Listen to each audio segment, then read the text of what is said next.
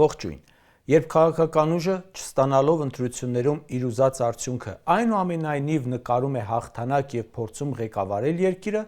հաշվեք անցում ենք կատարում ել ավելի վտանգավոր ժամանակաշրջան, որ այս ընտրությունները եղել են ամենախայտառակը Հայաստանի Հանրապետության պատմության մեջ եւ ամենախայտառակներից մեկը այսօրվա աշխարհի պատմության մեջ շատերի համար այլևս կասկած չկա։ Բայց ուշագրավ են ընտրակեղծարարների հոխորտանքները, մունատները։ Փաշինյանն ասում է, ժողովուրդը գիտի, իր ձայնը կեղծվել է, թե չի կեղծվել։ Ժողովուրդը երեկել էր վստահ, այսօր էլ է վստահ, որ այս շենքում իր ընտրած մարդն է նստած եւ միշտ լինելու է իր ընտրած մարդը։ Խնդալու բան կասեմ, բայց էլի սուտ է ասում։ Այն մարդը, որ 2026-ի ընտրություններում փորձում է այդ շենքում մնալ,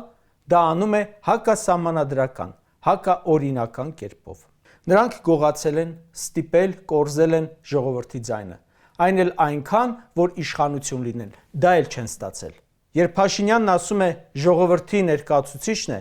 թող ասի, որ ժողովրդի ներկայացուցիչն է, որովհետև նա հայ ժողովրդի ներկայացուցիչը չէ։ Անգամ քաղաքացիների մեծամասնության ներկայացուցիչ չէ։ Անգամ մասնակցածների ներկայացուցիչը կոչվելու իրավունք չունի։ Կարող է թուրք ժողովրդի ներկայացուցիչը կամ Ադրբեջանի ժողովրդի կամ ՔՊ-ի, բայց հաստատ ոչ հայ ժողովրդի։ Ալեն Սիմոնյանն ասում է, մենք 65% մաքուր ձեն կտանեինք, եթե 100,000-ներով մարդկանց չտանեին ընտրատեղամաս։ Այս խմբակը ունեցել է մեծ ախորժակ եւ ամեն քայլի դիմել է այն բավարարելու համար, բայց կարողացել է խփել ընդամենը 49%, անգամ 50 չի ձգել։ Իսկ այդքանը ո՞նց է խփել։ Շատերը գիտեն ո՞նց։ Շատերին բացահայտ կաշառելով, պետբյուջեի հաշվին, օրինակներով խոսենք։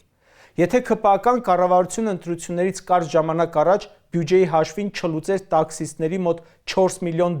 հասնող պարտքի հարցը, քանի ձայն պակաս կտաներ 20,000, այն հին Նիկոլի ձևով ասեմ, առավ իհարկե։ Արդյոք դա ընտրակաշառք չէր։ Եթե Փաշինյանն ընտրություններից առաջ $300 միլիոն ավելի կաշառք չբաժաներ թոշակառուներին, քանի ձայն պակաս կտաներ 400,000, դե հա, պայմանական, հոսախ չգնացին իրեն ձայն տային, պարզ է։ Եթե ընտրություններից առաջ չբարձրացնեին Երևանի մանկապարտեզների աշխատողների աշխատավարձը, քանի ձայն պակաս կտանեին 10,000, ինչու 1 տարի առաջ չէին անում, ինչու 2 տարի առաջ չէին անում, պահում էին 26 թվին, բա թե այդ չէր նպատակը։ Կարող եմ այդպես մտածել։ Եթե ԿՊԱ-ական մարզպետներն ու համայնքապետերը պետբյուջեի հաշվին ընտրակաշառք չբաժանեին ժողովրդին, սոցօգնության անվան տակ, քանի ձայն պակաս կտանեին 50-100,000, գուցե շատ էլ, ինչ իմանամ, ընտանիքներ են, մարդիկ են, բոլորն էլ կարիք ունեն։ Սրանք էլ պահում են, մեկ էլ հոп ընտրություններից 1-2 ամիս առաջ ասում են, եկեք տնանք ինչի կարիք ունեք, եկեք լուծենք։ Բա սրա անունը ի՞նչ է։ Եթե Նիկոլը Պռավայից զրկվածներին կաշառք չխոստանար, քանի ձայն պակաս կունենար։ Հələ տեսեք ինչ քանակների մասին է խոսքը։ Սրանք ոչ ամոթ ունեն, ոչ աբուր։ Եթե ՔՊ-ի Մքայլի հիմնադրամը չխախտեր բարեգործության արգելքը, քանի ձայն պակաս կտաներ։ Եթե չհայտարարերին աղբահանության, անշարժ գույքի, ավտոմեքենայի գույքարկի մինչև 18 թիվը պարտքերը ջրելու մասին, քանի ձայն պակաս կտանեին։ Եթե ընտրություններից 2 ամիս առաջ ագրոպարենային ոլորտում անտոկոս վարկերի որոշում չկայացնեին, քանի ձայն պակաս կտանեին։ Այդ ինչ մի որոշեցին տենց լավություն անեն մի տարի առաջ, մի քանի ամիս առաջ ընդամենը։ Մի տարի առաջ անեիք, 2 տարի առաջ անեիք, հետը խլեցին սեփականատիրոջից ու իրականում հենց սեփականատիրոջ հաշվին, բայց դե իրենց դեմքով այդ աշխատողների մի մասին, եթե չասեին ձեր հոսանքի վարձը այսուհետ ձրի է, քանի ձայն պակաս կտանեին։ Պատկերացնում եք, Սամվել Կարապետյանը այդպիսի բան նախաձեռներ, հիմա սա ղեկավարությունը կալանավորած էր։ Բայց քանի որ ԿՊԱ-ական Ռոմանոսն էր, դե դա նորմալ է։ Չգիտես ինչու որոշել էր հարսով փեսուն լավություն անի, բայց դե արդյունքի ակնկալիքով էր։ Բայց ինչի համար ափալ-թափալ Կարապետյանին տարան կալանքի, հեծը զավթեցին, էլ իմաստը որն էր իրենց աչքով։ Զինծառայության ժամկետը ընտրություններից առաջ կրճատեցին, որ ինչ լինի։ Կասեք, ինչ որ ուրիշ նպատակ կա դրա մեջ, բա անհուսալի վարկառուների պարտքեր ջրերը, էլեկտրամոբիլների գույքարկը մի 100,000-ով իջեցնելը, քանի ձայն պակաս կտանեին, եթե դա չանեին, հենց այս մեկ տարվա եւ հատկապես վերջին ամիսներին։ Ալենը 65%-ից էր խոսում։ Բա այդքան որ վստահեիք, կստանայիք։ Իրապես արդար ընտրությունների պարագայում մաքուր ձայները քանի տոկոս կլինեին, Ալեն։ Իմ կարծիքով այս եղածից մի 10 անգամ պակաս, գուցե ավելի քիչ։ Այս ամենը նորմալ երկրներում, նորմալ դատախազության եւ քննչականների դեպքում հանցագործություն կհամարվեր։ Իսկ ընտրություններին չպետք է հասնեիք, մի փոքր որ այդ պետական ապարատը ծառայելուց չլիներ ձեր շահերին, ծառայեր պետության շահերին, չեք հասնի դուք ընտրությունների։ Եթե Միացյալ Նահանգները, Եվրամիությունը, ղեկավարությունը նրանց ուղիղ չմիջամտեին ու բացահայտ աջակցություն չհայտնեին, քանի ձայն պակաս կտաներ Նիկոլը։ Բայց ձեր ինքնիշխանությունը ուր մնաց։ Այդ ինչ դրսից տղերք եք բերում։ Ես պատկերացնում եմ Քոչարյանին 2003 թվականին Բուշը, Շիրակը, էլ չասեմ Պուտինը նախընտրականի ժամանակ տենց աջակցող տեքստեր ասած լինեին։ Մինչև հիմա խոսելուց կլիներ Նիկոլը, մինչև հիմա։ Եթե ներքաղաքական պայքարին ՔՊ-ի կողմից դա ակնհայտ էր, չմիանային հակակոռուպցիոնը, քննչականն ու դատախազությունը եւ Նիկոլի համար չսկսեին հրապարակել ինչ որ ձայնագրություններ, ափալ-թափալ չհարուցվեին քրեական գործեր ընդդիմախոսների դեմ, համապատասխան վարկաբեկող տեքստերով, ՔՊ քաղաքական հակառակորդներին, թեկնածուներին, վստահված անձանց, ինչ որ շատ նպատակային չկալանավորեին, քանի ձայն պակաս կտանեին եւ քանի ձայն ավել կտաներ ընդդիմությունը։ Եթե Սամվել Կարապետյանին կալանքի տակ չպահեին, թողեին իր քարոզարշավը աներ, որքան կավելանային իր քվեները։ Դե թող հակակոռուպցիոն կոմիտեն գաղտնալսեր եւ հրապարակեր ՔՊԱ-կանների, նրանց ղեկավարության, նրանց աջակիցների ամբաղ-զամբաղ խոսակցությունները, դրանց ձայնագրությունները, ստիպելով միտինգի տանելու, կաշառք բաժանելու, օգնություն բաժանելու, հակաօրինական գործունեության մասերով, քանի տոկոս պակաս ձայն կունենայինք, Ալեն։ Մեծ խոսում եք, բա ուր է ձեր այդ աջակցությունը, այդ 65%-ը։ Բա դե թող գային քվեարկեին, խեիք սաղ պետապարատը մտցնում հանցագործության տակ։ Ու այդքանից հետո էլ, եթե ԲՀԿ-ի քվեները 4-ով անվավեր չանեիք, ՔՊ-ն քանի մանդատ պակաս կունենար։ Եթե այդ աստիճան ատելության խոսք, սպառնալիք, վիրավորանքներ չտարածեր մարդամեկը, ժողովրդին չսպառնար, չվախեցներ, քանի ձայն պակաս կտաներ։ Բա որ այդքան ձեզ սիրում են, էտում էիք այդքան սպառնում, թողեիք գային քվեարկեին։ Լակոտի պես եկավ վարչական ռեսուրսը այդքան չօգտագործեիք, ստիպելով, ցուցակագրելով ձեր հավաքներին չտանեիք,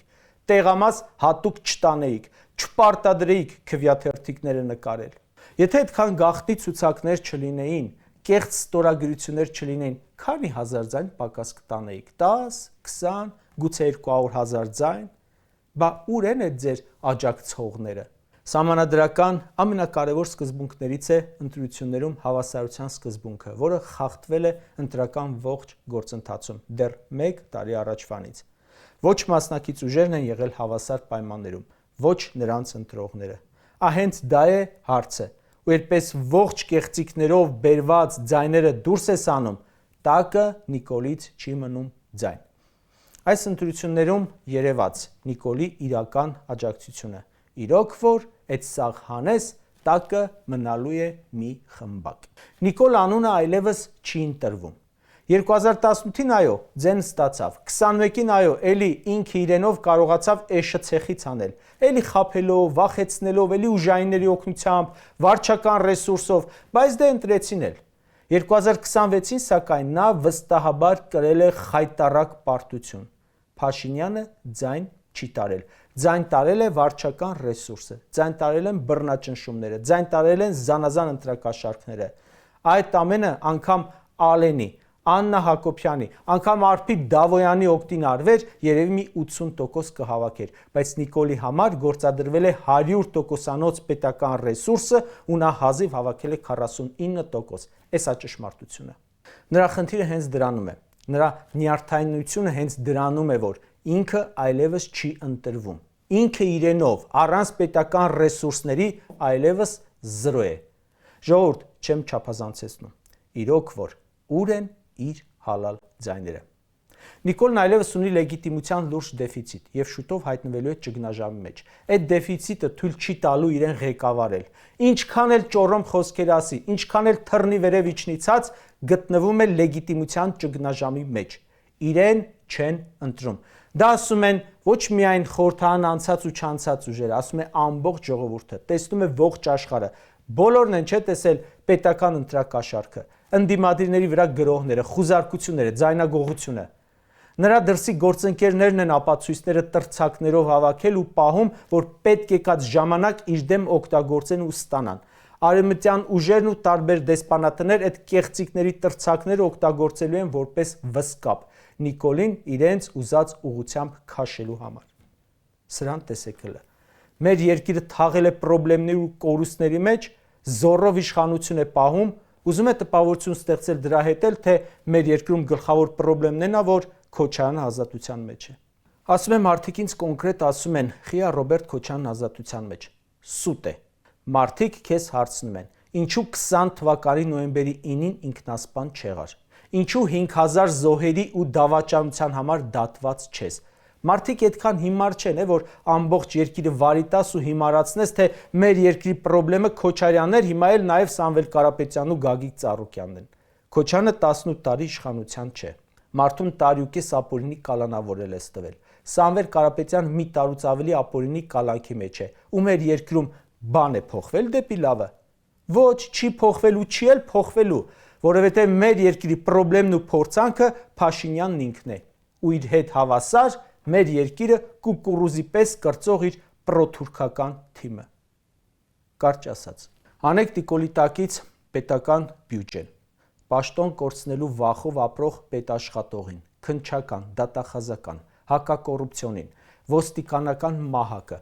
ու նրանից կմնա միայն իր շլյապը։ Նա այս ընտրություններին մասնակցել է ոչ թե որպես քաղաքական գործիչ, այլ որպես պետական բյուջե։ Ու եթե անգամ այդքանից հետո է նման արդյունք գրանցել, կարող եք համարել, որ Նիկոլ Փաշինյան երևույթը որպես ժողովրդի ներկայացուցիչ, ժողովրդի վարչապետ, ժողովրդի ծոցից ելած այլևս չկա։ Կա պետական իշխանությունը ուզուրպացրած մեկը։ Նա մարդկանց վախեցնում է, որովհետև մահուչափ սարսափում է իր ապագայից։ Այս ընտրակեղծիքների ու լեգիտիմության դեֆիցիտի գինը Նիկոլը չի վճարելու։ Վճարելու է Հայաստանը։ Մի բան այնուամենայնիվ կուզենամ, որ միշտ հիշի։ Այն, ինչ արել է Փաշինյանը մեր պետության ու ժողովրդի հետ, այդ հանցավորության մեծ մասը վաղեմության ժամկետ չունի։